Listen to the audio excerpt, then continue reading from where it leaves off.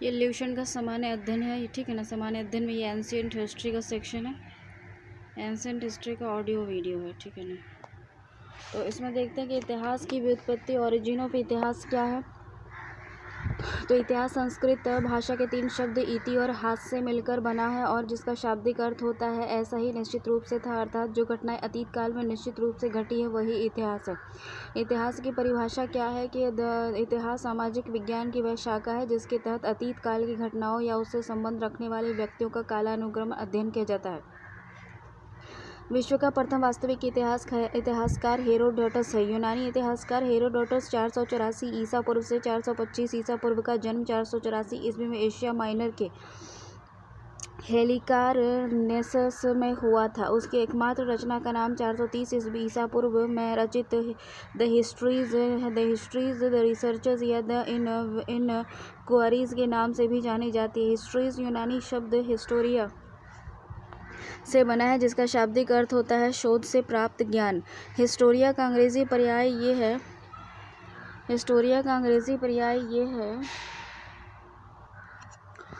Histories यूनानी Greek शब्द Historia से बना है जिसका शाब्दिक अर्थ है शोध से प्राप्त ज्ञान। हिस्टोरिया का अंग्रेजी पर्याय है हिस्ट्री। हेरोडोटस हिस्ट्री शब्द का प्रथम प्रयोग करता था। इसने इतिहास को एक पृथक अध्ययन शास्त्र के रूप में स्थापित किया। इसने इतिहास को वैज्ञानिक विद्या, मानव विद्या तथा तर्क संगत विद्या और निष्कर्ष प्रमाणों पर आधारित होते हैं तथा शिक्षाप्रद विद्या बताया। हेरोडोटस ने वास्तविक इतिहास लेखन की नींव डाली। वह पहला इतिहासकार था जिसने व्यवस्थित रूप से सामग्रियों का संकलन किया, उसकी सत्यता की जांच की, उन्हें सुसंगठित और जीवंत विवरणों में डाला। उसकी रचना हिस्ट्रीज में यूनानी ईरान शब्द का विस्तृत और रोचक विवरण मिलता है। विश्व के प्रथम वास्तविक इतिहासकार हेरोडोटस को रोमन दार्शनिक सिसरो ने इतिहास का जनक और पिता की संज्ञा दी। इतिहास की प्रसिद्धि और भाषाएं। फेमस डेफिनेशन हिस्ट्री का क्या है कि विश्व का इतिहास स्वतंत्र चेतना के अलावा कुछ नहीं है। और हीगेल 1770 से 1731 में जर्मनी का दार्शनिक था, इसने इसकी परिभाषा ली। देखो, कार्ल मार्क्स 1818 से 1883 ने एक जर्मनी दार्शनिक थे। इन्होंने कहा कि इतिहास जो है वो समस्त पूर्ववर्ती समाजों का इतिहास के वर्ग संघर्ष का इतिहास रहा है। देखो, हीगेल ने एक बार कहा था कि इतिहास अपने को दोहराता है, तो कार्ल मार्क्स ने इसे और विस्तारित करते हुए कहा कि इतिहास अपने को दोहराता तो है, पर जब दोहराता है तो पहली बार वह त्रासदी होता है और दूसरी बार प्रहसन होता है। ऐतिहासिक स्रोतों को बीते हुए युगों की घटनाओं के संबंध में जानकारी देने वाले संसाधनों स्रोतों को ऐतिहासिक स्रोत कहा जाता है। ऐतिहासिक स्रोत 2 प्रकार के होते हैं, साहित्यिक स्रोत एवं पुरातात्विक स्रोत। साहित्यिक स्रोत की तुलना में पुरातात्विक स्रोत अधिक विश्वसनीय होते हैं क्योंकि इसमें हेरफेर करना संभव नहीं है। प्राचीन भारत के अध्ययन के लिए पुरातात्विक स्रोत का महत्व अधिक है। साहित्यिक स्रोत में देखो क्या है कि साहित्यिक स्रोत को 2 वर्गों में बांटा जाता है, देशी और विदेशी। देशी स्रोत क्या है? देशी ग्रंथों को 2 वर्गों में वर्गीकृत किया जाता है, धार्मिक ग्रंथ और गैर धार्मिक ग्रंथ। धार्मिक ग्रंथों के अंतर्गत आते हैं ब्राह्मण ग्रंथ, बौद्ध ग्रंथ और जैन ग्रंथ। गैर धार्मिक ग्रंथों के अंतर्गत आते हैं ऐतिहासिक ग्रंथ, अर्ध ऐतिहासिक ग्रंथ और जीवनियाँ। ब्राह्मण ग्रंथ हो गया, ब्राह्मण ग्रंथ के अंतर्गत आते हैं श्रुति ग्रंथ, संहिता, वेद, ब्राह्मण, अरण्यक और उपनिषद। स्मृति ग्रंथ हो गया, वेदांग, सूत्र, स्मृति, महाकाव्य एवं पुराण। संहिता और वेदों की संख्या कितनी है? 4 है, ऋग्वेद, यजुर्वेद, सामवेद और अथर्ववेद। संहिता क्या है? ऋग्वेद। इसकी रचना जो हुई थी 1500 से 1000 ईसा पूर्व हुई थी सप्त सैंधव प्रदेश में। और यजुर्वेद, सामवेद और अथर्ववेद जो है 1000 से 600 ईसा पूर्व हुई थी कुरु पंचाल प्रदेश में क्षेत्र में। वेदों से प्राचीन आर्यों के धार्मिक और सामाजिक आर्थिक जीवन पर कुछ ज्यादा ही राजनीतिक जीवन पर कुछ कम प्रकाश पड़ता है। इतिहास की दृष्टि से ऋग्वेद अथर्ववेद का विशेष महत्व है। ब्राह्मणों का रचनाकाल 1000 ईसा पूर्व से 600 ईसा पूर्व है। ईसा पूर्व शतपथ ब्राह्मण में पश्चिमोत्तर के कंधार, शल्य, कैकई आदि प्राच्य के कुरु पंचाल, कौशल, विदेह राज्यों पर प्रकाश पड़ता है। अरण्यक का रचनाकाल 1000 ईसा पूर्व से 600 ईसा पूर्व। अरण्यकों का ऐतिहासिक महत्व नगण्य है। उपनिषदों का रचनाकाल 800 ईसा पूर्व से 500 ईसा पूर्व है। उपनिषद की सर्वश्रेष्ठ शिक्षा परा विद्या और आध्यात्म विद्या है। जीवन का उद्देश्य मनुष्य की आत्मा का विश्व की आत्मा से मिलना है, जिसे पराविद्या कहा गया है। ब्राह्मणों उपनिषदों के सम्मिलित अध्ययन से परीक्षित से लेकर बिंबिसार तक के इतिहास की जानकारी मिलती है। वेदांगों का रचनाकाल 600 ईसा पूर्व से 200 ईस्वी है। वेदांगों से प्राचीन भारतीय इतिहास, सभ्यता, संस्कृति पर प्रकाश पड़ता है। स्मृतियों की रचनाकाल 200 ईसा पूर्व से 600 ईस्वी है। स्मृतियों से सामाजिक संगठन, तत्संबंधी सिद्धांतों, प्रथाओं, रीति रिवाजों, राजा प्रजा के संबंधों, कर्तव्यों आदि का पुनर्ज्ञान होता है। महाकाव्यों रामायण महाभारत का रचनाकाल 400 ईसा पूर्व से 400 ईस्वी है। रामायण वाल्मीकि से तत्कालीन भारत की राजनीतिक, सामाजिक, धार्मिक स्थिति पर प्रकाश पड़ता है। इसमें हम जनपद की उत्पत्ति, विकास की भी जानकारी मिलती है। इसके अलावा इसमें यवनों और शकों का भी उल्लेख मिलता है। महाभारत से तत्कालीन भारत की राजनीतिक, सामाजिक, धार्मिक स्थिति पर प्रकाश पड़ता है। यह लगभग 950 ईसा पूर्व से पांडव और कौरवों के बीच हुए युद्ध का विस्तृत रूप है। महाभारत का दावा है, जो महाभारत में है वह विश्व में है, और जो महाभारत में नहीं है वह विश्व में अलभ्य है। इसमें हम मगध की राजधानी ग्रीवरेज का उल्लेख मिलता है। इससे जानकारी मिलती है कि पंचाल राज्य महाभारत के समय से अस्तित्व में था। इसके अलावा इसमें यवनों और शकों के साथ होने का भी जिक्र मिलता है। पुराणों का रचनाकाल 400 ईसा पूर्व से 400 ईस्वी के बीच है। पुराणों से अति प्राचीन काल से लेकर गुप्त काल तक के इतिहास पर प्रकाश पड़ता है। ये तो पुराणों के 5 विषय हैं: सर्ग, प्रतिसर्ग, वंश, मनवंतर और का महायुग, जिसमें मानव का सृष्टा मनु को माना गया है, एवं वंशाणु चरित्र, प्राचीन राजवंशों का इतिवृत्त, किंतु इसमें इतिहास की दृष्टि से वंशाणु चरित्र का ही अधिक महत्व है। दुर्भाग्य सभी पुराणों में वंशाणु चरित्र का प्रकरण नहीं प्राप्त होता है। वंशाणु चरित्र मात्र 7 पुराणों मत्स्य, भागवत, विष्णु, वायु, ब्राह्य, भविष्य और गरुड़ पुराण में ही प्राप्त होता है। गरुड़ पुराण में पौरव और इक्ष्वाकु और बृहद्रथ और राजवंशों की तालिका प्राप्त होती है, किंतु इसकी तिथि पूर्णतः अनिश्चित है। बौद्ध ग्रंथ हो गया। बौद्ध ग्रंथों को 2 भागों में विभाजित किया जाता है: पाली ग्रंथ और अनुपालिक या संस्कृत ग्रंथ। पाली ग्रंथों में त्रिपिटक, दीपवंश, महावंश और मिलिंद उपनहों आदि महत्वपूर्ण है। त्रिपिटक बौद्ध ग्रंथों में प्राचीन और सर्वाधिक महत्वपूर्ण है। त्रिपिटक के नाम है विनय पिटक, सुत्त पिटक, अभिधम्म पिटक। विनय पिटक, सुत्त पिटक का संकलन प्रथम बौद्ध संगति 483 ईसा पूर्व में तथा अभिधम्म पिटक का संकलन तृतीय बौद्ध महासंगति 250 ईसा पूर्व में हुआ। त्रिपिटक से ईसा पूर्व की सदियों में भारत के सामाजिक धार्मिक पर जीवन पर प्रकाश पड़ता है। त्रिपिटक में सुत्त पिटक बृहत्तम एवं सर्वाधिक महत्वपूर्ण है। सुत्त पिटक के दीर्घ निकाय के अम्बुट्ट सुत्तम में रक्त शुद्धता के लिए क्षत्रियों के विशेष गर्व का वर्णन मिलता है। सुत्त पिटक के अंगुत्तर निकाय में 16 महाजनपदों की सूची मिलती है। सुत्त पिटक के खुद्दक निकाय में जातक में बुद्ध के पूर्व के जन्मों की 549 काल्पनिक कथाएं हैं। जातक की रचना 1ली सदी ईसा पूर्व से शुरू हो चुकी थी। वह तथ्य भरहूत और सांची के स्तूप की वेष्टनी पर उत्कीर्ण दृश्यों से स्पष्ट है। जातकों में गद्यांशों की अपेक्षा पद्यांश अधिक प्राचीन है। गद्यांश का संकलन 2री सदी ईस्वी तक हो चुका था। यद्यपि जातक का विषयगत दृष्टिकोण धार्मिक और सांस्कृतिक है, किंतु इसे तत्कालीन सामाजिक आर्थिक अवस्था पर पर्याप्त प्रकाश पड़ता है। दीपवंश 4ठी सदी ईस्वी। महावंश की रचना श्रीलंका में हुई। यद्यपि इसमें श्रीलंका का इतिहास वर्णित है, यद्यपि इससे भारत के प्राचीन इतिहास, विशेषकर मौर्य साम्राज्य इतिहास निर्माण पर पर्याप्त प्रकाश पड़ता है।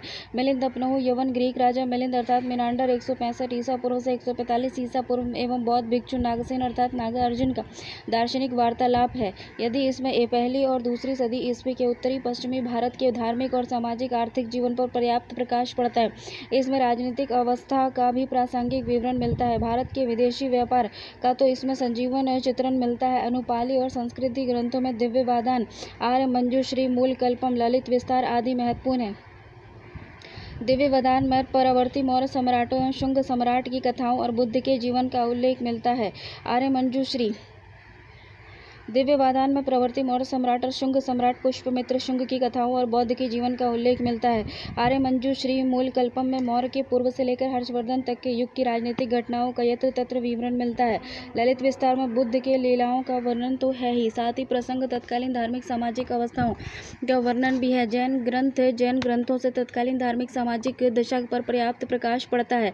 जैन आगमों का वर्तमान रूप 512 ईस्वी में वल्लभी गुजरात में आयोजित द्वितीय जैन महासभा में निश्चित किया गया था। था। जैन आगमों में 12 अंग महत्वपूर्ण है। आचारांग सूत्र में जैन भिक्षुओं के आचार नियम है। भागवती सूत्र में महावीर के जीवन पर कुछ प्रकाश पड़ता है। इसमें 16 महाजनपदों का उल्लेख मिलता है। नामाधम और सूत्र में महावीर की शिक्षाओं का संग्रह है। अंत गढ़ दशाओं में अनुत्तरोव 22 दशाओं में से प्रसिद्ध है। भिक्षुओं के जीवन की कथाएं। विभाग सूय मसूत्रम में कर्म फल का विवेचन है। भद्रबाहु चरित्र में जैन आचार्य भद्रबाहु का जीवन चरित्र है। साथ ही चंद्रगुप्त मौर्य के जीवन के अंतिम वर्षों की झलकियां हैं। जैन ग्रंथों में ऐतिहासिक दृष्टि से हेमचंद के परिशिष्टि पर्व 12वीं सदी ईस्वी में रचित का सर्वाधिक महत्वपूर्ण स्थान है। ऐतिहासिक ग्रंथ क्या है? यद्यपि प्राचीन भारत का कोई ऐसा ग्रंथ नहीं है जिसमें विशुद्ध ऐतिहासिक ग्रंथ कहा जा सके, क्योंकि लगभग सभी ग्रंथों पर साहित्यिक छाप, दर्शन, धर्म का प्रलेप चढ़ा हुआ है। यद्यपि कुछ ऐसे ग्रंथ हैं जिसमें ऐतिहासिक सामग्री मिलती है। कौटिल्य ने अर्थशास्त्र की रचना 4वीं सदी ईस्वी में की और ये राजनीतिक शास्त्र और प्रशासन प्रणाली का सबसे महत्वपूर्ण ग्रंथ है। इस ग्रंथ की तुलना मैकियावेली के प्रिंस से की जाती है। ये मौर्यकालीन प्रशासनिक व्यवस्था, विशेषकर चंद्रगुप्त मौर्य के प्रशासन की अच्छी जानकारी देता है। इसमें राज्य की उत्पत्ति, उसका संगठन, उसकी सुरक्षा के उपाय, राजा के अधिकार, कर्तव्य, मंत्रियों के अधिकारियों की नियुक्ति के नियम, सामाजिक संस्था आदि क्रियाकलापों आदि का विशद विवेचना मिलता है। कामंदक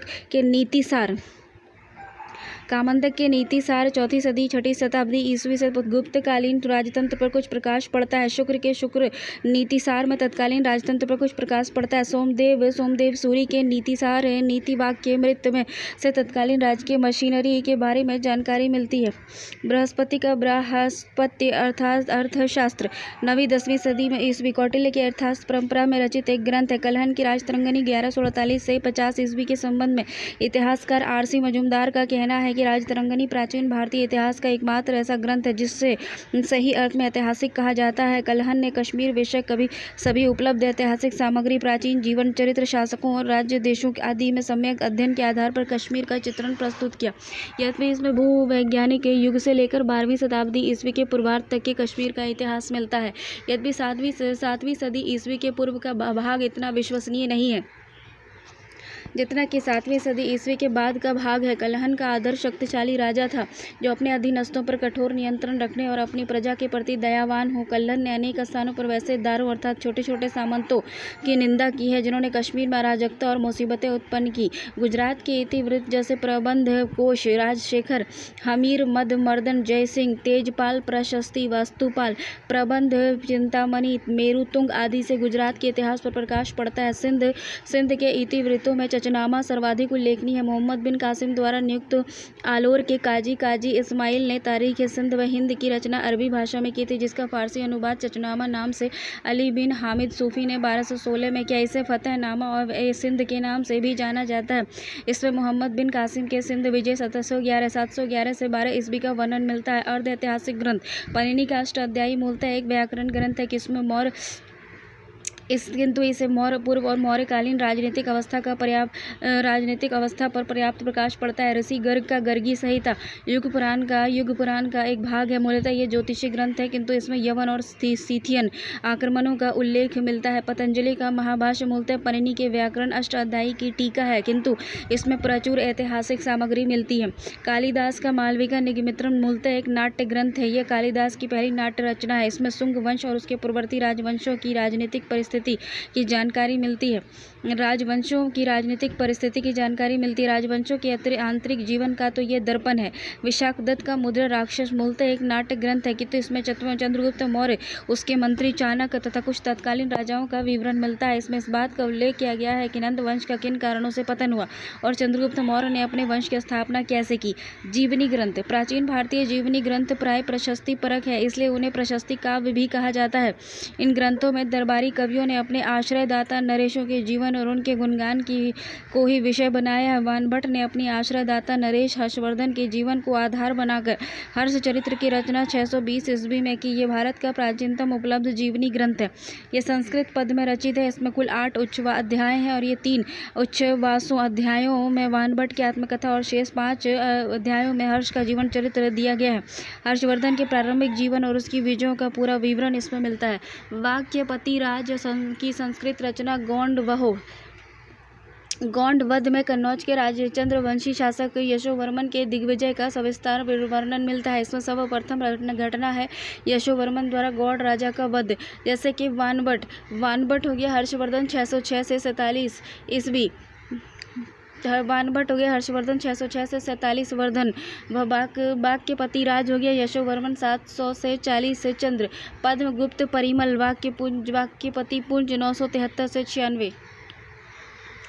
ठीक है। बल्लाल भोज में था परमार, ठीक है ना, 1010 से 55।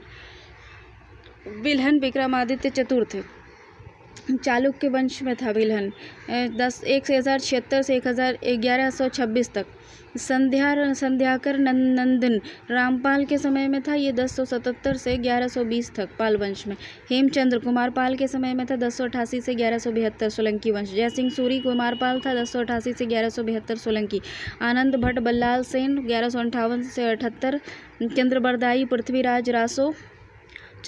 पृथ्वीराज के समय में था, पृथ्वीराज तृतीय के शासनकाल में था 1178 से 1158 से 78 तक सेन वंश में। चंद्रबरदाई पृथ्वीराज तृतीय। जयनक था पृथ्वीराज तृतीय 1178 से 92 चौहान वंश।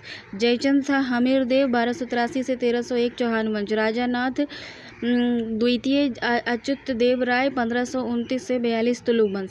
पद्मगुप्त परिमल के नवसाहसांक चरित्र में मालवा के परमारवंशी शासक वाकपति पुंज।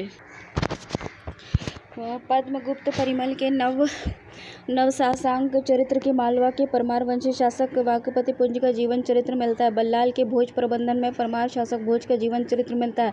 बिल्हन के विक्रमांक चरित्र में कल्याणी के चालुक्य वंशी शासक विक्रमादित्य छठा विक्रमांक के सिंहासनारूढ़ होने की परिस्थितियों आदि का विवरण मिलता है। संध्याकर नंदिनी के रामचरित्र से पाल वंश के इतिहास पर प्रकाश पड़ता है।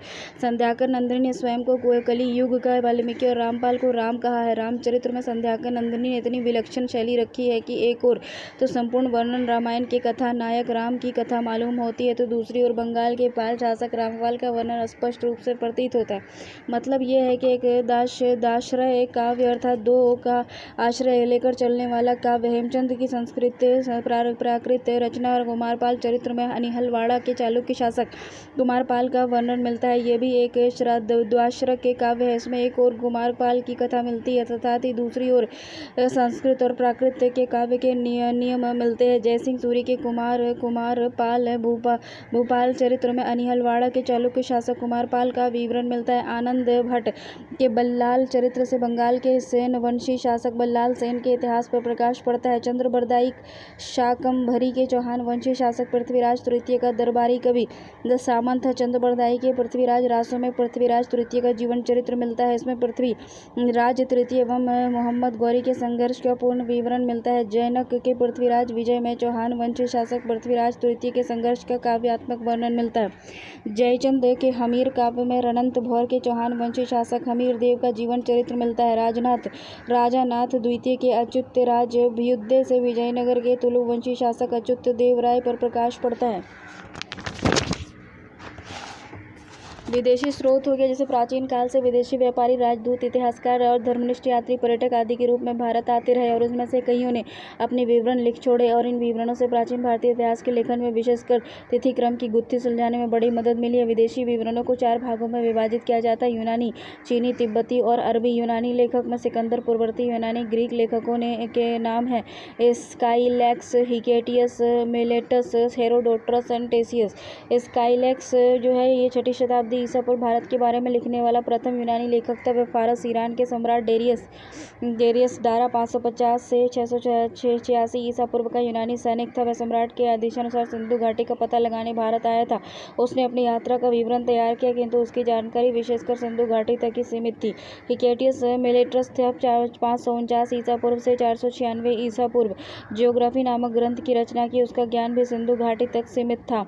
हेरोडोटस 484 से 425 ईसा पूर्व ने अपने प्रसिद्ध ग्रंथ हिस्ट्रीज में ईरानी यूनानी आक्रमणों और भारतीय ईरानी संबंधों पर पर्याप्त प्रकाश डाला। हालांकि हेरोडोटस कभी भारत नहीं आया, लेकिन वह अपने समय के उत्तर पश्चिमी भारत की सांस्कृतिक जानकारी और राजनीतिक स्थिति का ज्ञान प्रदान करता है। उसने लिखा है कि हमारे ज्ञात राष्ट्रों में सबसे अधिक जनसंख्या वाला भारत ही है। भारत की ही है। उत्तरी भारत का भूक्षेत्र डेरियस के साम्राज्य का 20वां प्रांत था, जो 360 टैलेंट्स गोल्ड डस्ट वार्षिक भेंट चुकाता था। टेसियस 1416 ईसा पूर्व से 398 ईसा पूर्व यूनानी राजवैद्य था तथा फारस के सम्राट आर्टाजेमेमन के दरबार में रहता था। उसने पूर्वी देशों से लौटकर आए हुए यात्रियों के मुंह से सुनकर भारत के संबंध में अद्भुत कहानियों का संग्रह किया। पर्शिका उसका मुख्य ग्रंथ है, जो अब उपलब्ध नहीं है, लेकिन उद्धरण अवश्य मिल जाते हैं, जिसमें कुछ सहायता मिल जाती है, किंतु प्रामाणिकता की दृष्टि से उसकी अधिकांश सामग्री संदेहास्पद है। सिकंदर के समकालीन लेखक के नाम है नेरियकस, एनएसी, क्रिप्टस, एरिस्टोबुलस। इन लेखकों ने तत्कालीन भारतीय जीवन की झांकी अपने अपने यात्रा वृत्तांत में प्रस्तुत की है। नेरियकस सिकंदर या सहपाठी था। नेरियकस जो था वो सिकंदर का सहपाठी था तथा जहाजी बेड़े का अध्यक्ष एडमिरल था। उसे सिकंदर ने सिंधु और फारस की खाड़ी के बीच के तट का पता लगाने के लिए भेजा था। इसके लेखों के उद्धरण स्ट्रैबो और एरियन के लेखों में मिलते हैं। एनएसी क्रीटस सिकंदर के जहाजी बेड़े का पायलट था। उसने नेरियकस की समुद्री यात्रा में इसका साथ दिया था और बाद में इसने अपनी यात्रा तथा भारत के बारे में एक पुस्तक लिखी। उसमें सिकंदर की जीवनी भी लिखी। एरिस्टोबुलस एक भूगोलविद था। उसे सिकंदर ने कुछ उत्तरदायित्व कार्य सौंपे थे। उसने अपनी हिस्ट्रीज ऑफ द वार में अपने निजी अनुभवों का वर्णन किया। सिकंदर के प्रवर्ती लेखों के नाम है Megasthenes, Deimachus, Dionysius, Patrocles, Demosthenes, Aelian, Diodorus, Strabo, Curtius, Plutarch, Periplus का अज्ञात लेखक, एरियन, कॉस्मोस, इंडिकोलप्कोपलुस्टस। मेगास्थनीज 350 ईसा पूर्व से 290 ईसा पूर्व का जन्म एशिया माइनर आधुनिक तुर्की में हुआ। वह फारस और बेबीलोन के यूनानी शासक सेल्यूकस के राजदूत के रूप में चंद्रगुप्त मौर्य के दरबार में आया और 6 वर्षों तक 302 ईसा पूर्व से 296 ईसा पूर्व पाटलिपुत्रा में निवास किया। उसने मदुरा के पांड्य राज्य की यात्रा की। उसने भारत की तत्कालीन सामाजिक और राजनीतिक परिस्थिति के विषय में लिखा। यद्यपि उसकी मूल पुस्तक इंडिका उपलब्ध नहीं है, किंतु अन्य ग्रंथों में इसके उद्धरण प्राप्त होते हैं। इंडिका के सहारे Diodorus, Strabo, Pliny, Arrian, Justin जैसे यूनानी रोमन लेखक ने भारत का वर्णन किया। बाद में मेगास्थनीज के इंडिका के उद्धरणों को मैक्रिंडल ने अंग्रेजी भाषा में अनुवाद किया। इंडिका के बिखरे हुए अंशों को एकत्रित कर शॉन बैंक ने 1846 में मेगास्थनीज इंडिका शीर्षक से ग्रंथ प्रकाशित की। मेगास्थनीज ने पाटलिपुत्र नगर की संरचना, सैनिक प्रबंधनों के विषय में विस्तार से लिखा है। उसने भारतीय संस्थाओं, भूगोल, वनस्पति के संबंध में भी लिखा है। इंडिका पहली पुस्तक है जिसके माध्यम से प्राचीन यूरोप को भारत विषयक जानकारी मिली। मेगास्थनीज पहला विदेशी राजदूत था जिसका भारतीय इतिहास में उल्लेख मिलता है। डायमेकस को सेल्यूकस के उत्तराधिकारी सीरिया के तत्कालीन शासक एंटियोकस प्रथम ने अपना राजदूत बनाकर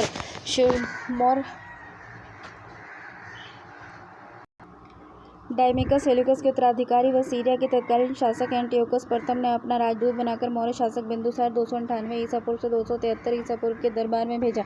इसका लिखा हुआ मूल ग्रंथ उपलब्ध नहीं है, किंतु स्ट्रैबो ने अपने लेखों में 1-2 बार इसके कथनों के उद्धरण दिए हैं। डायनोसिस को मिस्र के तत्कालीन शासक फिलाडेल्फस टॉलमी द्वितीय ने अपना राजदूत बनाकर मौर्य शासक बिंदुसार 298 ईसा पूर्व से 273 ईसा पूर्व के दरबार में भेजा। इसका भी मूल ग्रंथ उपलब्ध नहीं है, किंतु इसके विवरण का उपयोग बाद के लेखकों ने अपने ग्रंथों में किया है। पेट्राक्लीस 250 ईसा पूर्व से यूनानी शासक सेल्यूकस और एंटियोकस प्रथम के अधीन कैस्पियन सागर व सिंधु नदी के बीच प्रांतों का गवर्नर था। इसने अपने अपने ग्रंथ पूर्वी देशों का भूगोल में भारत तथा अन्य देशों का विवरण दिया है। टीमोस्थिन फिलाडेल्फस टॉलमी द्वितीय के बेड़े का सेना अध्यक्ष था। एलियन 100 ईसा पूर्व, जो कि एक यूनानी इतिहासकार था, के ग्रंथ a collection of miscellaneous histories में पश्चिमोत्तर प्रांत का वर्णन मिलता है। डियोडोरस जो है 36 ईसा पूर्व यूनान का प्रसिद्ध इतिहासकार था। बेबीलियोथिका हिस्टोरिका इसकी प्रसिद्धि का आधार। इसने मेगास्थनीज से प्राप्त विवरण के आधार पर भारत के बारे में लिखा है। इसके ग्रंथ में सिकंदर के भारत अभियान और भारत के विषय में पर्याप्त जानकारी मिलती है। स्ट्रैबो 64 ईसा पूर्व से 19 ईसा पूर्व एक प्रसिद्ध इतिहासकार व भूगोलवेत्ता था। इसने देश विदेश में भ्रमण का व्यापक अनुभव प्राप्त किया था। इसका ग्रंथ ज्योग्राफिया इतिहास में भी अपना महत्वपूर्ण स्थान रखता है। इसके प्रथम अध्याय से सिकंदर और मेगास्थनीज के साथियों से प्राप्त जानकारी के आधार पर भारत का वर्णन मिलता है। इसमें भौगोलिक अवस्था के अतिरिक्त सामाजिक, धार्मिक, आर्थिक, राजनीतिक अवस्थाओं का भी उल्लेख है। स्ट्रैबो ने सेल्यूकस और सेंट्रोकोटस के बीच चंद्रगुप्त सेल्यूकस और सेंट्रोकोटस से चंद्रगुप्त मौर्य के बीच वैवाहिक संबंध का उल्लेख किया। इसने चंद्रगुप्त मौर्य की महिला अंगरक्षक का जिक्र किया। कॉर्टियस पहली शताब्दी रोमन सम्राट क्लॉडियस 41 ईस्वी से 54 ईस्वी का समकालीन था। इसकी पुस्तक से सिकंदर के विषय में जानकारी मिलती है। प्लूटार्क 45 ईस्वी से 125 ईस्वी के विवरणों में सिकंदर के जीवन और भारत का सामान्य वर्णन सम्मिलित है। इसके विवरण में चंद्रगुप्त का उल्लेख एंड्रोकोटस के रूप में लिखा है। युवावस्था में वह एंड्रोकोटस सिकंदर से मिला था। Periplus of Erythraean sea Periplus Maris Erythraei अर्थात लाल सागर का भ्रमण 80 ईस्वी से 115 ईस्वी का अज्ञातनामा यूनानी लेखक 80 ईस्वी के लगभग हिंद महासागर की यात्रा पर आया था। उसने इस ग्रंथ में भारत के तटों, बंदरगाह और उसमें होने वाले व्यापार का जिक्र किया। यह ग्रंथ समुद्री व्यापार की गाइड के रूप में जानी जाती है और यह संगम युग का महत्वपूर्ण विदेशी स्रोत था। इसने दक्षिण भारत के पत्तनों, बंदरगाहों और पहली सदी में रोमन साम्राज्य के साथ होने वाले व्यापार का विस्तृत वर्णन किया।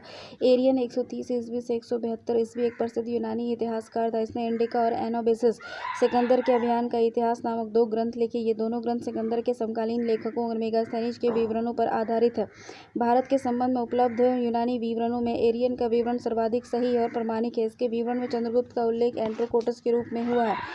कॉस्मस एंडिकोप्लूटस 537 से 547 ईस्वी ये यवन यूनानी व्यापारी था जो बाद में बौद्ध भिक्षु हो गया। इसने 537 ईस्वी से 547 ईस्वी तक भूमध्य सागर, लाल सागर, फारस की खाड़ी के क्षेत्रों, श्रीलंका तथा भारत की यात्रा की। इसके प्रसिद्ध ग्रंथ Christian topography of the universe से श्रीलंका तथा पश्चिमी समुद्री तट पर स्थित अन्य देशों के साथ भारत के व्यापार के संबंध में जानकारी मिलती है। रोमन लाटिन लेखक जैसे कि पिलानी 23 ईस्वी से 79 ईस्वी। पिलानी एक रोमन इतिहासकार था। वह कनिष्क का समकालीन था। उसके विश्वकोशीय रचना नेचुरल हिस्टोरिया की रचना की। उसने अपने यूनानी पश्चिमी व्यापारियों की सूचनाओं के आधार पर भारत का विवरण दिया। इस ग्रंथ में भारत के पशु और पौधों और खनिज पदार्थों का विस्तृत विवरण मिलता है। साथ ही रोम के साथ भारत के व्यापारिक संबंधों पर प्रकाश पड़ता है।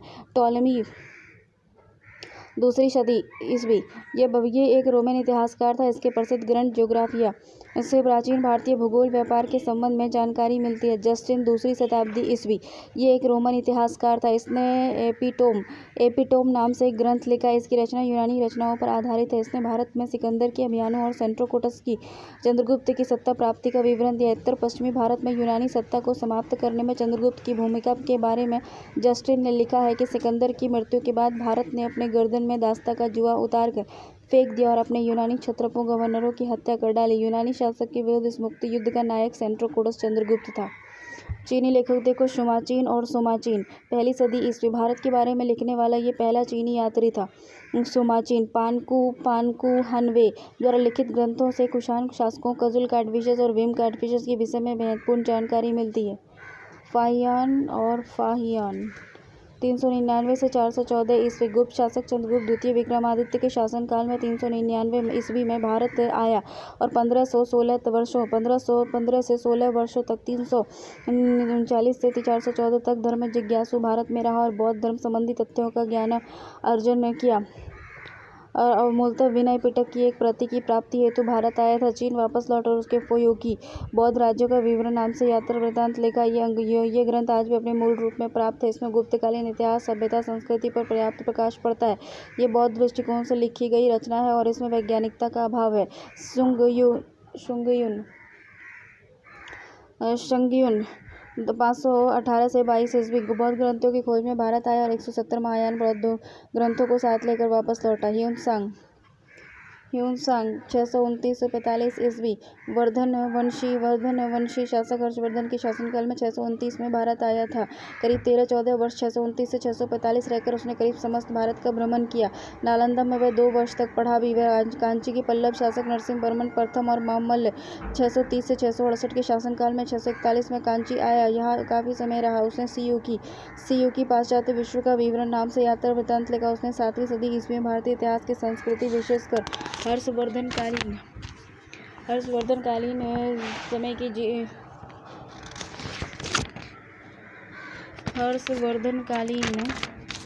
की जीवनी और उसके कार्यकलापों और प्रशासनिक और धार्मिक शैक्षणिक अवस्था का अच्छा विवरण मिलता है। ये ग्रंथ सही मायने में गेजेटियर है। ह्यून-त्सांग के विवरण वास्तव में सूचनाओं के भंडार है, जो भारत की छिन्न भिन्न कड़ियों को जोड़ने में अमूल्य सहायता प्रदान करते हैं। इसने हुन शासक मिहिरकुल, गुप्त शासक बालादित्य और गुप्त बुद्धगुप्त और अन्य जिन्होंने नालंदा विहार को संरक्षण दिया का समसामयिक के बारे में लिखा। उसे यात्रियों का सम्राट और यात्रियों का राजकुमार उपनाम से भी जाना जाता है। हुई ली ह्यून-त्सांग का मित्र था। उसने ह्यून-त्सांग की जीवनी लिखी। उसने भारतीय इतिहास की कुछ जानकारी मिलती है। इत्सिंग 673 से 95 ईस्वी 673 ईस्वी में सुमात्रा होकर समुद्री मार्ग से भारत आया। वह 10 वर्षों तक नालंदा विश्वविद्यालय में रहा। संस्कृत व बौद्ध ग्रंथों का अध्ययन किया। उसने भारत तथा मलय द्वीप पुंजों में बौद्ध धर्म का विवरण नाम की यात्रा वृत्तांत लिखी। इस ग्रंथ में तत्कालीन भारत के राजनीतिक इतिहास के बारे में तो अधिक जानकारी नहीं मिलती, लेकिन संस्कृत साहित्य और बौद्ध धर्म के इतिहास के बारे में अमूल्य जानकारी मिलती है। इत्सिंग के प्रमुख बौद्ध भिक्षुओं की आत्मकथाओं से तत्कालीन भारत के सामाजिक, आर्थिक, सांस्कृतिक जीवन के बारे में विस्तृत उल्लेख मिलता है। इत्सिंग श्रीगुप्त का उल्लेख करता है, जिसके बारे में सामान्यतः माना जाता है कि वे गुप्त वंश के प्रथम शासक थे। यद्यपि इत्सिंग का विवरण ह्यून-त्सांग के विवरण की तरह विस्तृत नहीं है। यद्यपि फाहियान के विवरण जितना तो है ही। हुई चाओ 727 ईस्वी ने अपनी रचना में कश्मीर के शासक मुक्तापीड़ा और कन्नौज के शासक यशोवर्मन का उल्लेख किया। मतवाली ने 13वीं सदी ईस्वी ने हर्षवर्धन के पूर्व अभियान का विवरण लिखा। चाओ जुजकुआ 1225 ईस्वी एक चीनी व्यापारी और यात्री था। उसके ग्रंथ यू फॉन्ट-जी में चोल इतिहास का विवरण मिलता है। इसमें 12वीं-13वीं सदी ईस्वी के चीन और अरब व्यापार के संबंध का बड़ा रोचक विवरण मिलता है। इसमें दक्षिण भारत और चीन के व्यापारिक संबंधों के बारे में महत्वपूर्ण जानकारी मिलती है। मोहान 15वीं सदी ईस्वी 1406 में भारत आया। उसने बंगाल की यात्रा के धन-धान्य से पूर्ण भारत के इस इतिहास को देखकर वह बड़ा प्रभावित हुआ। उसने यहाँ की तैयार वस्तुओं की बड़ी प्रशंसा की। तिब्बती लेखक तारानाथ 12वीं सदी ईस्वी प्रसिद्ध तिब्बती लेखक और इतिहासकार ग्रंथों में कंग्यूर तंग्यूर से भारत के प्रारंभिक काल के इतिहास के बारे में जानकारी मिलती है। धर्मस्वामी 13वीं सदी ईस्वी के समय में विक्रमशिला विश्वविद्यालय नष्ट हो चुका था, किंतु नालंदा विश्वविद्यालय मौजूद था। इसने 3 वर्ष 1234 से 1236 ईस्वी में इसने अध्ययन किया। अरबी लेखक देखो सुलेमान था। 851 ईस्वी से एक अरबी सौदागर और व्यापारी था। वह प्रथम अरब यात्री है जिसका वृत्तांत मिलता है। उसने समुद्री यात्रा के क्रम में भारत के सारे समुद्री तट का चक्कर लगाया। वह प्रतिहार राजा मिहिर भोज प्रथम 836 से 885 ईस्वी के शासनकाल में आया था। वह राष्ट्रकूट राजा अमोघ वर्ष 815 से 77 की सभा में रहा। राजा के बल और ऐश्वर्य से बहुत प्रभावित हुआ। वर्ष 1851 में उसने सिलसिला उत तवारीख ग्रंथ की रचना की, जिसमें उसने 9वीं शताब्दी ईस्वी के पूर्वार्ध भारत की दशा का वर्णन किया। उसने पाल, प्रतिहार, राष्ट्रकूट राजाओं के विषय में रोचक वर्णन किया। उसने पाल साम्राज्य को रुह्मा अर्थात धर्म और धर्मपाल कहा। उसने गुर्जर प्रतिहार को जर्जर की संज्ञा दी। उसने लिखा कि जर्जर के पास सबसे अच्छे घोड़े थे। उसने बलाहार अर्थात बल्लभ राज को दक्कन का राजा बताया। उसने हिंद महासागर को दरियाए हरगंद कहा है। इब्न खुर्दादवे 864 ईस्वी ये एक अरब भूगोल वेत्ता था। उसने अपने ग्रंथ किताबुल मसालिक और वल ममालिक व मार्गों एवं राजाओं की विवरणिका में 9वीं शताब्दी ईस्वी की अंतर व्यवस्था के बारे में महत्वपूर्ण रचनाएं दी। वह अरब भूगोल वेत्ताओं में प्रथम व्यक्ति था जिसने हिंदुओं को 7 जातियों के बारे में लिखा। अल बिलादुरी 892 से 93 ईस्वी ने फतू अल बुलादीन की रचना की। इसमें अरबों के सिंध विजय का वर्णन मिलता है। अल मसूदी 956 ईस्वी एक अरबी यात्री था। उसने 915 ईस्वी में गुर्जर प्रतिहार राजा महिपाल प्रथम के राज्य काल में उसके राज्य की यात्रा की। उसने गुर्जर प्रतिहार वंश को अल गुजर, इस वंश के शासक को बौरा कहकर पुकारा।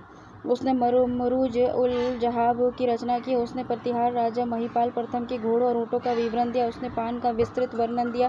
उसने तत्कालीन भारत, विशेषकर पश्चिमी भारत, मुल्तान, मंसूरा के संबंध में विस्तार से लिखा। इब्न हौकल 943 से 79 ईस्वी बगदाद का एक व्यापारी था। वह 943 ईस्वी में बगदाद से चलकर यूरोप, अफ्रीका और पश्चिम के विभिन्न देशों से होता हुआ भारत पहुंचा। उसने राजपूतों के राज्य में भ्रमण किया। उसने अस्काल उल बिलाद की रचना की।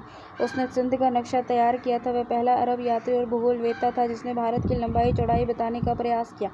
किसी विदेशी द्वारा भारत की सीमा बताने का ये पहला प्रयास था।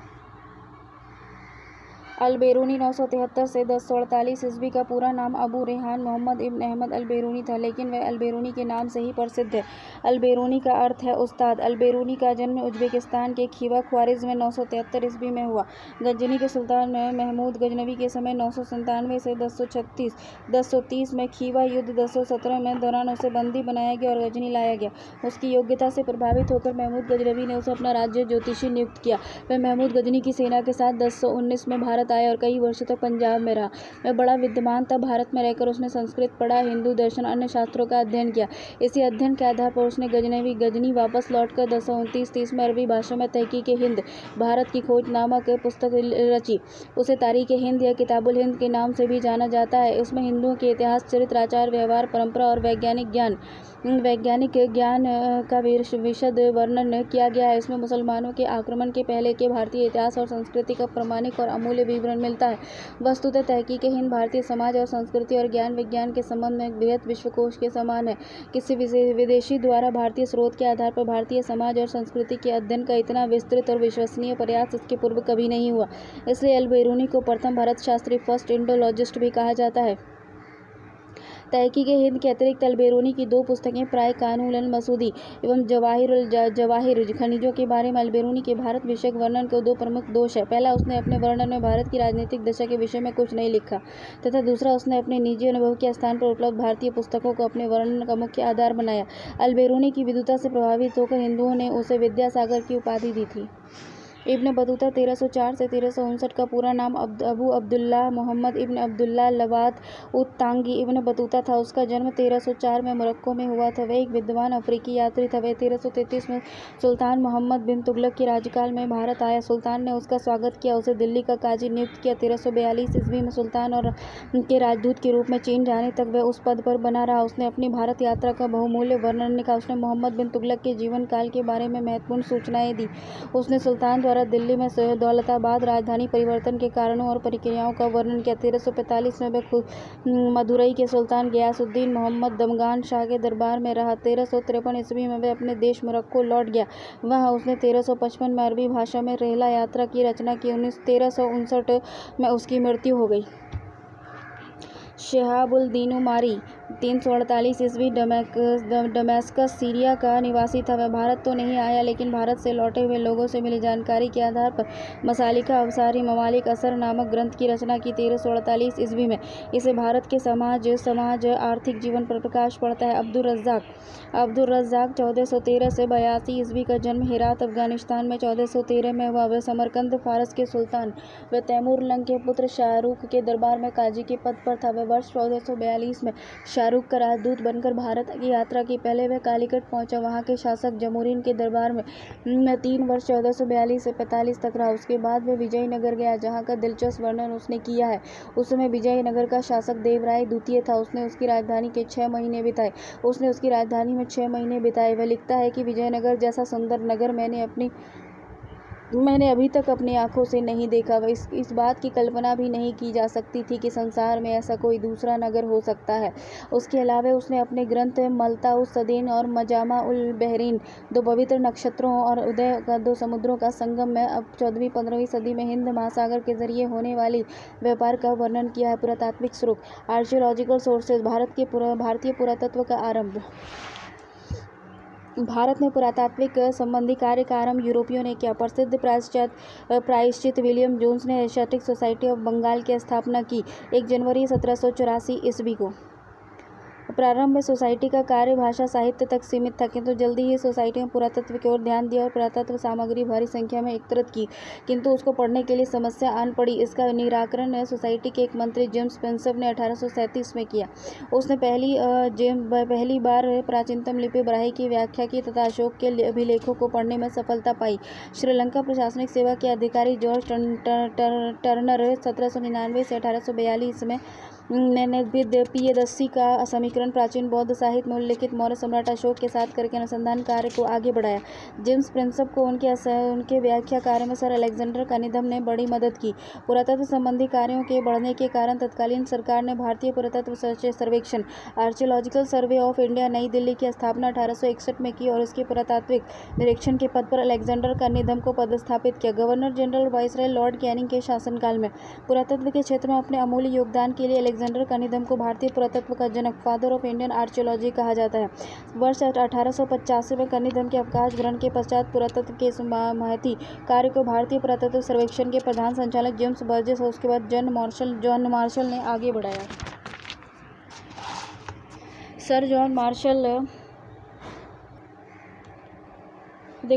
मार्शल ने अपने निपुण सहयोगी दयाराम सैनी और हड़प्पा की खोज 1921 में, राखलदास बनर्जी मोहनजोदड़ो की खोज 1922 में, अर्नेस्ट मैके चौंदड़ो की खोज 1925 में, ऑरेल स्टीन सुतका गेंडोर 1927 में आदि की मदद से पहली बार प्राचीन नगर के ध्वंसावशेषों को प्रकाश में लाने में सफल हुए। सिंधु सभ्यता के रहस्योद्घाटन से इतिहास की धारा ही बदल गई। इन खुदाइयों ने यह प्रमाणित किया कि भारतीय सभ्यता आर्यों से भी पहले की है।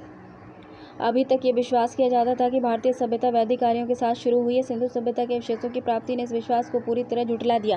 पुरातात्विक स्रोत के प्रकार क्या है? पुरातात्विक स्रोत को 3 वर्गों में विभाजित किया जाता है: अभिलेख, मुद्रा और स्मारक। अभिलेख के अध्ययन को एपिग्राफी पूरा लेख शास्त्र कहा जाता है। मुद्रा के अध्ययन को न्यूमिस्मैटिक्स मुद्रा शास्त्र कहा जाता है। भारतीय मुद्रा परिषद न्यूमिस्मैटिक सोसाइटी ऑफ इंडिया की स्थापना 1910 में इलाहाबाद में की गई थी। अभिलेख देखो, पुरातात्विक स्रोत में सर्वाधिक महत्वपूर्ण स्रोत अभिलेख की है। अभिलेखों को 2 वर्गों में वर्गीकृत किया जाता है: विदेशी और देशी। विदेशी अभिलेख क्या है? बोगाजगोई अभिलेख, एशिया माइनर 1380 ईस्वी ईसा पूर्व। भारत से संबंधित प्राचीनतम पाठ्य अभिलेख एशिया माइनर आधुनिक टर्की का बोगाजगोई अभिलेख है, जो जर्मन पुरातात्विक ह्यूगो विंकलर द्वारा 1906 में खोजा गया था। अभिलेख प्राचीन हिटाइट राज्य की राजधानी बोगाजगोई से मिट्टी की पट्टिकाओं के रूप में प्राप्त हुई। इसमें हिट्टानी और मित्तानी राज्यों के राजाओं के बीच से हुई संधि का विवरण मिलता है। इन संधि इंद्र, मित्र, वरुण, नास्ते का रक्षक देवताओं के रूप में उल्लेख हुआ। इसमें 4 वैदिक देवता इंद्र, मित्र, वरुण और नास्ते, अश्विनी कुमार का उल्लेख प्राप्त होता है। इसी के आधार पर विद्वानों ने यह मत प्रतिपादित किया है कि आर्यों का आदि देश एशिया माइनर था और इसे आर्यों के संक्रमण का बोध होता है। बहिस्तून अभिलेख 520 ईसा पूर्व से 518 ईसा पूर्व। ये नक्श रुस्तम अभिलेख 515 ईसा पूर्व से। ये दोनों अभिलेख ईरानी सम्राट दारा प्रथम के शासनकाल से संबंधित अभिलेख है, जो क्रमशः बहिस्तून और नक्शा रुस्तम से प्राप्त हुए हैं। बहिस्तून अभिलेख से पता चलता है कि गदर तथा शतगु के प्रदेशों को जीतने के बाद दारा प्रथम ने उसे साम्राज्य का 20वां प्रांत बनाया और यहाँ से उसे 360 टैलेंट वार्षिक कर के रूप में प्राप्त होता था, जो दारा प्रथम के संपूर्ण राजस्व के 1/3 भाग के बराबर था। हेरोडोटस के अनुसार नक्शे रुस्तम अभिलेख से पता चलता है कि ईरानी सम्राट दारा प्रथम ने सिंधु घाटी पर अधिकार कर लिया था। देशी अभिलेख। कुछ विद्वानों की यह धारणा है कि भारत के अभिलेखों के उत्कीर्णन कराने की परंपरा का आरंभ मौर्य सम्राट अशोक के पूर्व ही प्रारंभ हो चुका था। उसने मत के समर्थन में 2 अभिलेख के प्रमाण के रूप में प्रस्तुत किया: उत्तर प्रदेश के सिद्धार्थनगर जिला से प्राप्त पीपर हवा बौद्ध कलश लेख 5वीं-4वीं सदी ईसा पूर्व में, जिसमें बौद्ध की स्मारक मंजूषा है। राजस्थान के अजमेर से प्राप्त बड़ली अभिलेख। कुछ विद्वान मौर्य सम्राट अशोक को ही अभिलेखों का जन्मदाता स्वीकार करते हैं। जो भी हो, लेकिन इतना तय है कि अभिलेखों के उत्कीर्ण कराने का स्वर्णकाल मौर्य सम्राट अशोक के ही समय से शुरू हुआ। भारत में सर्वप्रथम पढ़ा जाने वाला अभिलेख अशोक के अभिलेख ही है। इसे पढ़ने का काम जेम्स प्रिंसेप ने 1837 में किया था। उत्तर भारत के अभिलेख। मौर्यकालीन अभिलेख। अशोक के अभिलेख। अभी तक अशोक के कुल 40 अभिलेख प्राप्त हुए हैं। अशोक के अभिलेखों में उसकी रानियों में मात्र कारुबाकी के पुत्र तीवर का उल्लेख मिलता है। अशोक के अभिलेखों में संप्रदाय के लिए पाषंड, ब्राह्मण के लिए बब्बन और जैनियों के लिए निग्रंथ शब्द का प्रयोग हुआ है। बाबरू अभिलेख एकमात्र ऐसा अभिलेख है जो पत्थर की पट्टियों पर खुदा है तथा उसे वस्त्रोफेदन गोमुद्रिका तरीके से अर्थात बाएं से दाएं और दाएं से बाएं लिखा गया है। यर्रागुडी अभिलेख आंध्र प्रदेश में लेख में ब्राह्मी लिपि दाएं से बाएं लिखी गई। नोट सामान्यतः ब्राह्मी लिपि बाएं से दाएं लिखी जाती है। मस्की और गुर्जरा अभिलेख में उसका नाम अशोक मिलता है। वैसे निठूर, ओडिगोलम और अभिलेख में भी उसके अन्य नाम मिलते हैं। बाबरू अभिलेख एकमात्र अभिलेख है जिसमें उसने आपको मगधीराज कहा है। अशोक 273 ईसा पूर्व से 232 ईसा पूर्व का जूनागढ़ गिरनार बृहद शिलालेख ऐसा शिलालेख है जिस पर बाद में शासक रुद्रदामन 130 से 150 ईस्वी, गुप्त शासक स्कंदगुप्त 455 से 667 ईस्वी ने अपने अभिलेख दबाए। खुदवाए।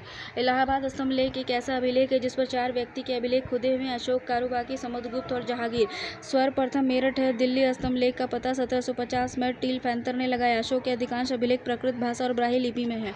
अफगानिस्तान के कंधार के शारे कुना अभिलेख में ग्रीक और अरमाइक दोनों ही भाषाओं का प्रयोग किया गया है। मनसेरा समाजगढ़ी अभिलेख में खरोष्टी लिपि दाईं ओर से बाईं ओर लिखी जाने वाली लिपि का प्रयोग किया गया है।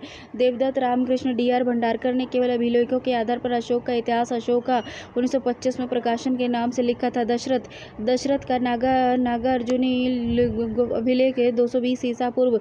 यह अभिलेख बिहार राज्य के गया जिले के नागार्जुनी पहाड़ी से प्राप्त हुआ। यह अभिलेख प्राकृत भाषा और ब्राह्मी लिपि में है। अभिलेख के अनुसार राजा दशरथ ने आजीवकों को वर्षा ऋतु में निवास करने के लिए 3 गुफाएं बह्यक गुफा, गोपिका गुफा और बड़थिका गुफा दान में दी थी। बह्यक गुफा, गोपिका गुफा और बड़थिका गुफा दान में दी थी। मौर्यकालीन अभिलेख देखो। हेलियोडोरस का बेसनगर गूढ़ स्तंभ लेख 2वीं सदी ईसा पूर्व में उत्तरार्ध में ये मध्य प्रदेश राज्य के भिलसा जिले के बेसनगर ग्राम में स्थित है। इंडो बैक्ट्रियन शासक एंटीऑलकीडस 115 ईसा पूर्व से 100 ईस्वी में राजदूत हेलियोडोरस ने विष्णु मंदिर के सम्मुख गरुड़ स्तंभ स्थापित कर उस पर ब्राह्मी लिपि में लेख उत्कीर्ण करवाया। उसने शुंग नरेश काशीपुत्र भागभद्र का उल्लेख मिलता है। इसमें हेलियोडोरस ने स्वयं को भागवत कहकर पुकारा, जिससे उसके भागवत धर्म का अनुयायी होने के संबंध में जानकारी मिलती है। इस अभिलेख को दबों के देव वासुदेव को समर्पित किया गया है। इस अभिलेख से यूनानियों पर भारत के धार्मिक प्रभाव के बारे में जानकारी मिलती है। धनदेव का अयोध्या प्रस्तर अभिलेख 1ली सदी ईसा पूर्व से यह अभिलेख उत्तर प्रदेश राज्य के बस्ती जिले के अयोध्या नगर से लगभग 1 किलोमीटर दूर एक शिलाखंड पर उत्कीर्ण है। इसे शुंग वंश के धनदेव ने उत्कीर्ण करवाया था। यह संस्कृत भाषा ब्राह्मी लिपि में है। उपलब्ध संस्कृत लेखों में यह अभिलेख प्राचीनतम माना जाता है। इसे शुंग वंश के संस्थापक पुष्यमित्र शुंग के विषय में जानकारी मिलती है। इससे पता चलता है कि उसने अयोध्या को अपनी राजधानी बनाया, जिससे उसके द्वारा किए गए 2 अश्वमेध यज्ञ की सूचना मिलती है। इससे उसके यवन विजय की भी पुष्टि होती है। खारबेल का हाथी गुफा अभिलेख ये 1वीं शताब्दी ईसा पूर्व। यह अभिलेख उड़ीसा राज्य के पुरी जिले के उदयगिरी पर्वत पर स्थित हाथी गुफा को उड़िया भाषा में गुम्फा कहा जाता है। यह ऊपर की शिला पर उत्कीर्ण है। इसे कलिंग के चेटी यानी चेंदी वंश के शासक खारबेल 30 ईसा पूर्व से 17 ईसा पूर्व में उत्कीर्ण करवाया था। यह अभिलेख प्राकृत भाषा और ब्राह्मी लिपि में है। इसमें कलिंगाधिपति खारबेल के जीवन चरित्र, कृत्यों और उसके शासनकाल की घटनाओं पर प्रकाश पड़ता है। इसमें खारबेल के शासन के प्रथम वर्ष से लेकर 13वें वर्ष तक के कृत्यों का क्रमबद्ध वर्णन प्रस्तुत किया गया है। खारबेल का हाथी गुम्फा अभिलेख जैन धर्म का उल्लेख करने वाला प्रथम लेख माना जाता है। खारबेल तथा उसकी रानी ने जैन धर्म को संरक्षण प्रदान किया। खारबेल स्वयं को जैन धर्म अनुयायी था। अभिलेखों में उसे भिक्षुराज की उपाधि से भी विभूषित किया गया है। इसी अभिलेख से विदित होता है कि खारबेल मगध के शासक बृहस्पति मित्र शुंग वंश को परास्त कर जिन्नासन की उस प्रतिमा को पुनः कलिंग ले आया, जिसे 3री सदी पूर्व पद्मानंद मगध ले गया था। उसी के में खारबेल के यवनों में सातवाहन, सतकर्णी और पांड्य शासकों पर विजय का उल्लेख मिलता है। अभिलेख के अन्य विवरणों में प्रमुख है जैसे तनसूलिये से कलिंग तक नहर निर्माण, प्राची नदी के दोनों तटों पर महाविजय प्रासाद का निर्माण, भुवनेश्वर में एक विशाल मंदिर का निर्माण आदि। उसी से चक्रवर्ती शासक कहा गया और इस अभिलेख में सर्वप्रथम भरतवर्ष का जिक्र मिलता है। देखो, नागनिका का नानाघाट गुफा अभिलेख 1ली शताब्दी ईसा पूर्व का उत्तरार्ध। यही अभिलेख महाराष्ट्र राज्य से पूना जिले के नानाघाट की एक गुफा से प्राप्त हुआ। यह अभिलेख प्राकृत भाषा और ब्राह्मी लिपि में है। इसे सातवाहन शासक सतकर्णी 20वीं ईसा पूर्व की पत्नी नागनिका ने उत्कीर्ण करवाया, जो महाराष्ट्र के महारठी की पुत्री थी। उसमें सतकर्णी की असफलताओं पर प्रकाश पड़ता है। इसमें सतकर्णी को अप्रतिहत चक्र और दक्षिणा पति और सिमुक वंश का धन आदि कहा गया है, जिसमें सतकर्णी द्वारा संपन्न किए गए विभिन्न यज्ञ, अश्वमेघ यज्ञ, 2 बार राज सूर्य यज्ञ और अग्नि युद्ध आदि का उल्लेख मिलता है। अग्नाधेय का उल्लेख मिलता है। उसी से ये जानकारी मिलती है कि सतकर्णी के मरने के समय उसके दोनों पुत्र शक्तिश्री और देवेदश्री अल्पवयस्क थे तथा उनकी माता नागनिका ने शासन कार्य संभाला। गौतमी बाला श्री का नासिक गुहा प्रशस्ति लेख 141 ईस्वी। यह अभिलेख महाराष्ट्र राज्य के नासिक नगर के एक गुफा से प्राप्त हुआ। इसमें गौतमी बाला श्री का नासिक गुहा प्रशस्ति लेख 141 ईस्वी। यह अभिलेख महाराष्ट्र राज्य के नासिक नगर के एक गुफा में प्राप्त हुआ। इसमें गौतमी पुत्र सतकर्णी 106 से 130 ईस्वी के बीच इतिहास पर प्रकाश पड़ता है। इसे उसकी माता गौतमी बाला श्री ने उसकी मृत्यु के बाद और वशिष्ठी पुत्र पुलुमामी के शासनकाल 130 से 154 ईस्वी में 141 इसमें उत्कीर्ण करवाया गया था। इसी कारण इस अभिलेख को कभी कभी वशिष्ठी पुत्र पुलुमामी का नासिक प्रशस्ति लेख भी कहा जाता है।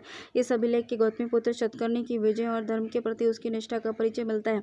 इसमें उसे खाती दप मान पद नस अर्थात क्षत्रियों के दर्प का मान मर्दन करने वाला परशुराम के समक्ष एक सब शक यवन पहलव निषूद नस अर्थात शक यवन पहलवों को रौंदने वाला खकरात बस निरवस शेष अर्थरस अर्थात देहरात वंश का उन्मूलन करने वाला एवं सातवाहन कुल यश पतिथापन करस अर्थात सातवाहन कुल की प्रतिष्ठा को स्थापित करने वाला कहा गया है। इसी अभिलेख में उसे समुद्र तोय पीतवाहन अर्थात ऐसा शासक जिसके घोड़ों ने 3 समुद्रों पश्चिमी सागर भारत सागर और पूर्व सागर का पानी पीना यानी उसके साम्राज्य की सीमाएं तीनों समुद्रों तक विस्तृत हो कहा गया था।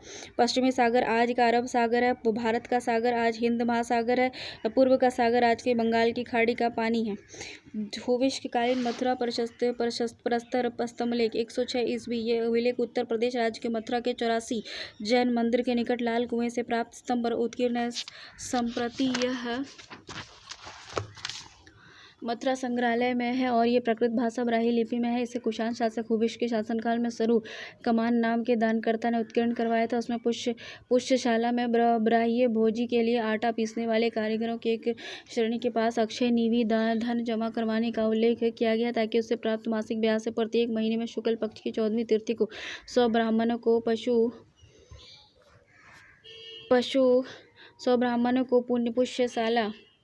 पुष्यशाला में खिलाया जा सके। अक्षय निवि यह अस्थायी दान होता था जिसे वापस नहीं लिया जा सकता था और जिसका ब्याज ही इस्तेमाल किया जा सकता था। अभिलेख की अंतिम पंक्ति में कहा गया है कि इस दान का पुण्य सर्वप्रथम हुविष्य को प्राप्त होगा जो जनमानस में राजा के प्रति सम्मान का द्योतक है। उषभ दात का नासिका गुहालेख 1ली सदी ईस्वी। यह अभिलेख महाराष्ट्र राज्य के नासिक नगर से दक्षिण पश्चिम में 8 किलोमीटर दूर पांडु लेन की 10वीं गुहा पर उत्कीर्ण है। ये प्राकृत भाषा और ब्राह्मी लिपि में इसे नहपान के दामाद और उषभदात ने उत्कीर्ण करवाया था। इससे हमें कुछ हद तक नहपान के साम्राज्य की सीमाओं को निर्धारित करने में सहायता मिलती है। इस अभिलेख पर विशेष महत्व आर्थिक क्षेत्र मुख्यतः तत्कालीन श्रेणी व्यवस्था के संबंध में जानकारी देने के कारण इसके अनुसार उषभदात ने यह गुहा को दान में दी। इस गुहा में रहने वाले किसी भी संप्रदाय के भिक्षुओं के वस्त्र और बिहारी व्यय के लिए उषभदात 3000 करशापानों का सर्वाधिक कालीन दान प्रदान किया। ये कहापन व्यावसायिक संघों को दिए गए। गोवर्धन के बुनकरों की एक श्रेणी के पास 2000 करशापान एवं एक अन्य बुनकर संघ के पास 1000 करशापान अक्षय निवि धन के रूप में जमा कराया गया ताकि उससे प्राप्त ब्याज से इन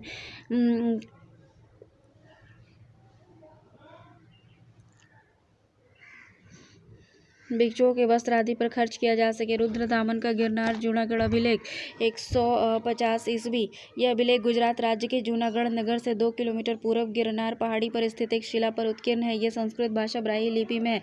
यह भारत का प्रथम प्रदित लंबा संस्कृत अभिलेख है। इसके शक क्षत्रप रुद्रदामन 130 से 150 ईस्वी ने उत्कीर्ण करवाया था। इसी से विदित होता है कि रुद्रदामन ने विभिन्न राजाओं आकार अवंती अनूप अनंत स्वराष्ट्र और शब भ्रमण कच्छ सिंधु सबौर कुकुर उपरांत निषाद आदि को विजित कर अपने राज्य में मिला लिया। इसी अभिलेख से हमें सौराष्ट्र प्रांत में स्थित सुदर्शन झील का इतिहास प्राप्त होता है। इसके अनुसार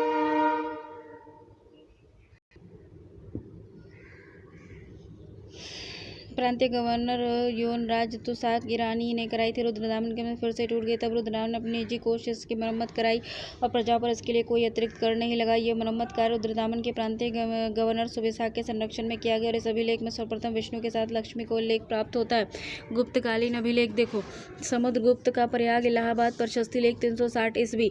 इस प्रशस्ति लेख की रचना समुद्रगुप्त के महासंघ संधि विग्रहिक शांति और युद्ध मंत्री के हरिसेन ने की। ये एक स्तंभ लेख है। अभिलेख संस्कृत भाषा और ब्राह्मी लिपि में है। इसका आरंभिक भाग गद्य पद में और प्रवृत्ति भाग गद्य में है। इससे समुद्रगुप्त के राज्य अभिषेक और दिग्विजय और उसके व्यक्तित्व पर विशद प्रकाश पड़ता है। इसमें 33 पंक्तियों का एक ही वाक्य है। 7वीं 8वीं पंक्ति का विषय है चंद्रगुप्त प्रथम द्वारा भरे दरबार में भरे दरबार में समुद्रगुप्त को अपना उत्तराधिकारी घोषित करना तथा उसके राज्याभिषेक में तुल्य कुलजों का ईश अनुभव करना। 13वीं पंक्ति का विषय अच्युत और नागसेन विजय और पाटलिपुत्र पर अधिकार। 17वीं 18वीं पंक्ति का विषय समुद्रगुप्त को भुजबल के पराक्रमों को मित्र समझने वाला तथा विविध अस्त्र शस्त्र के घावों से सज्जित शरीर वाला कहा जाता है। 19वीं 20वीं पंक्ति का विषय दक्षिणापथ के 12 शासकों को पराजित करना। 21वीं पंक्ति का विषय कौशाम्बी नामक स्थान पर नागवंश के 9 शासकों को पराजित करने की घटना है। 22वीं पंक्ति में आटविक के विजय और 5वीं सीमांत प्रदेशों और अधीनता स्वीकार न करना और 23वीं पंक्ति का विषय नवीन पश्चिमी सीमांत प्रदेशों पर अधीनता स्वीकार करना।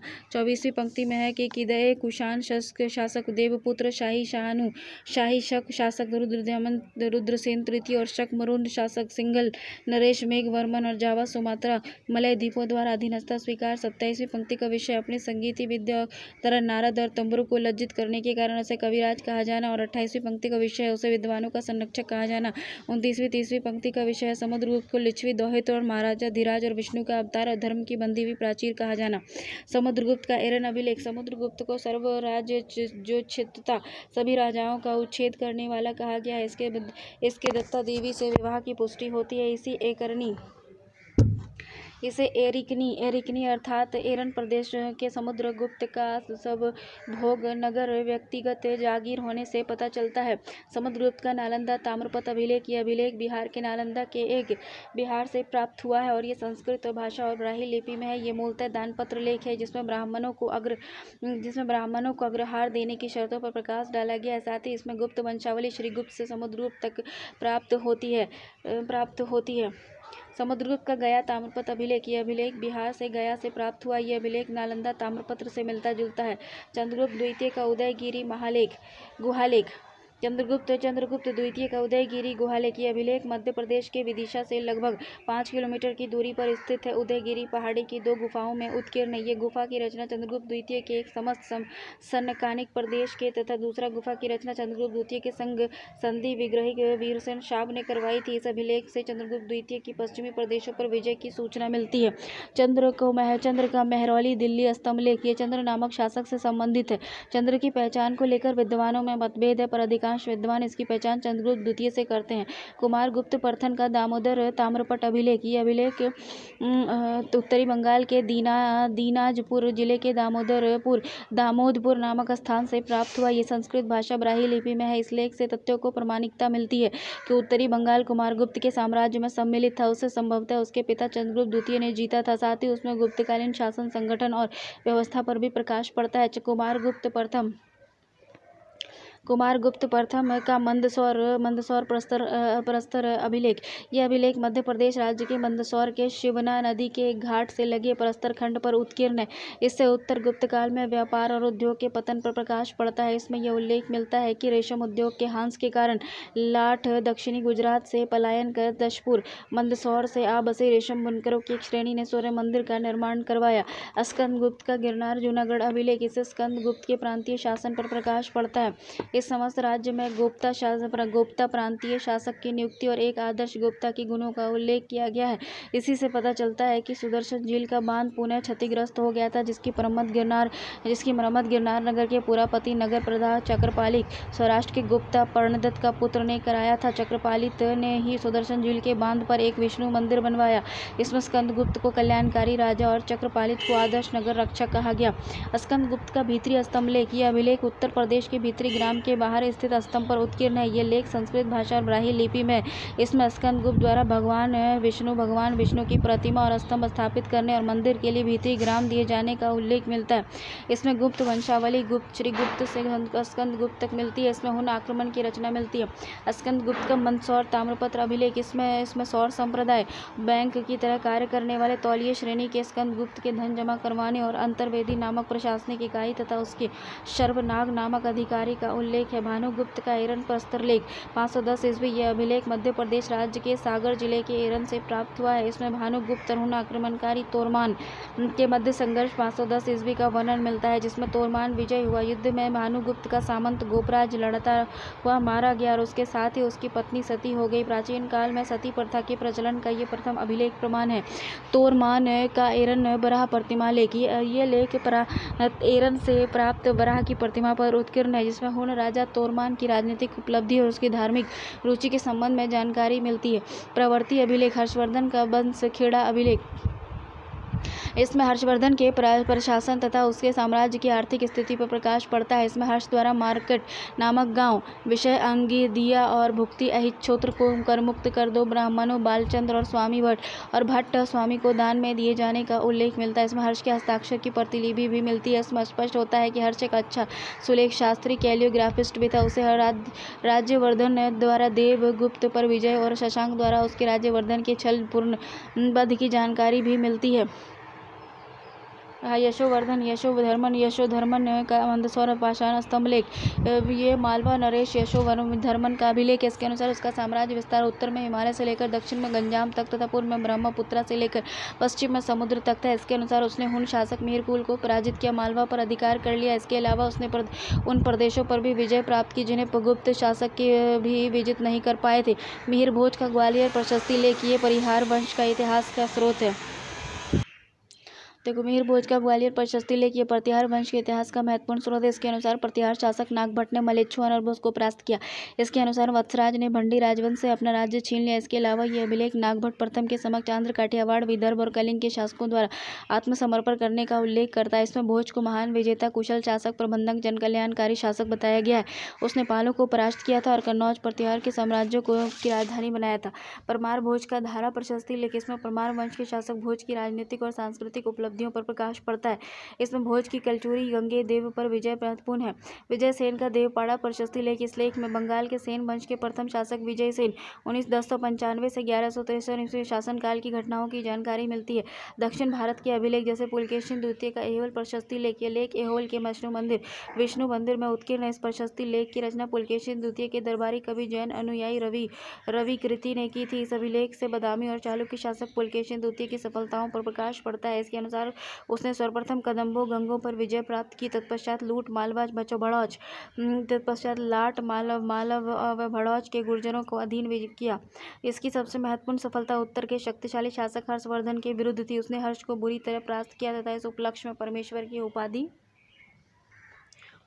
उपाधि धारण की। तत्परांत अपने कौशल, कलिंग, पल्लव आदि पर विजय प्राप्त की और उसमें कालिदास और भरावी का भी उल्लेख मिलता है। इसमें महाभारत युद्ध के लिए 3101 ईस्वी पूर्व तिथि का उल्लेख मिलता है। इस उल्लेख से पुलकेशिन द्वितीय की उदारता का परिचय मिलता है, क्योंकि स्वयं हिंदू होते हुए भी उसने जैन अनुयायी रवि कृति को अपने दरबार में सबसे ऊंचा सम्मान दिया। नरसिंह वर्मन और मल्लिका अर्जुन मंदिर प्रस्तर लेख। इस अभिलेख में पल्लव शासक नरसिंह वर्मन के चालुक्य नरेश पुलकेशिन द्वितीय पर विजय की पुष्टि होती है। इसमें उसके द्वारा महामल्ल की उपाधि धारण करने का उल्लेख मिलता है। दंती दुर्ग का एलोरा गुफा लेख। यह लेख एलोरा के दशा अवतार गुफा में उत्कीर्ण है। इससे राष्ट्रकूट नरेश दंती दुर्ग की कलिंग, कौशल, कांची, मालवा, लाट, टंक आदि प्रदेशों पर विजय की जानकारी मिलती है। राजराज का तंजौर अभिलेख। इस अभिलेख से चोल शासक राजराज की सफलताओं पर प्रकाश पड़ता है। इसके अनुसार उसने कांदलूर और शालय के जल युद्ध के चार चेरों को परास्त किया तथा गंगवाड़ी, नोलंबवाड़ी और तदीगेवाड़ी, कलिंग आदि पर विजय प्राप्त के साथ ही उत्तरी लंका पर अधिकार करने का उल्लेख मिलता है। राजेंद्र प्रथम का तिरुवालंगाड़ ताम्रलेख। इससे चोल शासक राजेंद्र प्रथम की विजयों पर प्रकाश पड़ता है। इस अभिलेख के अनुसार राजेंद्र प्रथम ने सुमात्रा के शासक विजयोतुंग वर्मन को परास्त कर उसे अपनी अधीनता स्वीकार करने के लिए विवश किया और एक साथ ही उसने चोलों की भू राजस्व प्रणाली के बारे में कुछ जानकारी मिलती है। परांतक वन का उत्तर मेरू अभिलेख। यह अभिलेख चोल शासक परांतक वन के काल का है। इस अभिलेख से उसे चोल काल में प्रचलित स्थानीय स्वशासन के बारे में विस्तृत जानकारी मिलती है। मुद्रा। प्राचीन भारत का इतिहास जानने से मुद्रा या सिक्के से बड़ी मदद मिलती है। ये सिक्के साहित्यिक स्रोत से प्राप्त तथ्यों का समर्थन करता है, संशोधन, परिवर्धन करता है। यह मुद्राएं चांदी, सोना, मिश्र धातु की बनी होती हैं। अध्ययन की सुविधा की दृष्टि से मुद्राओं को 2 भागों में वर्गीकृत किया जाता है: देशी मुद्रा और विदेशी मुद्रा। देशी मुद्रा देखो, देशी मुद्रा प्राचीन मुद्राएं आहत सिक्के होते थे। अत्यंत प्राचीन सिक्के आहत सिक्के पंचेड मार्क कॉइन्स होते थे। सिक्के आहत सिक्के कहलाते थे क्योंकि ये ठप्पा मारकर बनाए जाते थे। पहले धातु का एक टुकड़ा लिया जाता था, फिर उस पर मोर, वृक्ष, हाथी, मछली आदि की आकृति का ठप्पा मारा जाता था। आहत सिक्कों पर लेख नहीं मिलते हैं, केवल चिन्ह मिलते हैं। आहत सिक्कों पर प्राय 5 चिन्ह सूर्य, षटकोण, पहाड़ी और पर बैल और पहाड़ी पर खरगोश और तालाब में मछली मिलती है, जिन्हें सूर्य, षटकोण और साधारण ते कहते थे। कम प्रयुक्त होने वाले चिन्ह हैं जैसे वृक्ष, वृक्ष की शाखाएं, हाथी, सांड, कुत्ता, बिच्छू, सांप, मछली, मानव। ये सिक्के अधिकतर चांदी के हैं और कुछ तांबे के हैं। इन सिक्कों का आकार साधारणतः चौकोर मिलता है। सिक्कों का प्रचलन 6ठी ईसा पूर्व से हुआ है। 6ठी शताब्दी ईसा पूर्व में हुआ है। ऐसे सिक्के 6ठी शताब्दी ईसा पूर्व से लेकर 2री सदी ईस्वी तक अर्थात महाजनपद काल से लेकर शुंग वंश तक प्रचलन में रहे थे। ऐसे सिक्के आरंभ में व्यापारिक श्रेणियों द्वारा जारी किए गए, बाद में राज्यों द्वारा। इंडो बैक्ट्रियन मुद्राएं कैसे थे? उत्तर पश्चिम भारत पर शासन करने वाले इंडो बैक्ट्रियन शासकों ने सर्वप्रथम लेख युक्त और राजा देवी देवताओं की आकृति युक्त सिक्के चलवाए। इन लेखों में राजाओं के नाम, उसकी उपलब्धि, उपाधियां, उनकी व्यक्तिगत रुचि, धार्मिक भावनाओं का उल्लेख मिलता है। सिक्कों के अग्रभाग पर राजा का अवक्ष एवं पृष्ठभाग पर देवी देवताओं के चित्र होते थे। वस्तुतः इन सिक्कों के आधार पर इंडो बैक्ट्रियन शासक के राजकाल का पूरा इतिहास लिखना संभव हो सका है। साथ ही इंडो बैक्ट्रियन शासकों को इस बात का भी श्रेय है कि उन्होंने सर्वप्रथम सोने के सिक्के जारी किए। सीथियन, शक हो गया, पार्थियन, पल्लव हो गया और कुषाण मुद्रा। इंडो बैक्ट्रियन के बाद सीरियन, शक, पल्लव और कुषाण शासकों ने उत्तर पश्चिमी भारत पर शासन किया। उन्होंने इंडो बैक्ट्रियन शासकों के अनुरूप सिक्के चलवाए। शक, पल्लव और कुषाण शासकों के इतिहास को जानने का मुख्य आधार सिक्का ही है। भारत में सर्वप्रथम संस्कृत और तिथि युक्त सिक्के जारी करने के श्रेय शक, क्षत्रप, रुद्रदामन 130 से 150 ईस्वी को दिया जाता है। सातवाहन शासकों ने मुख्यतः सीसे, पोटिन, तांबे के सिक्के जारी किए। कुषाण शासकों के सोने के सिक्कों में सबसे अधिक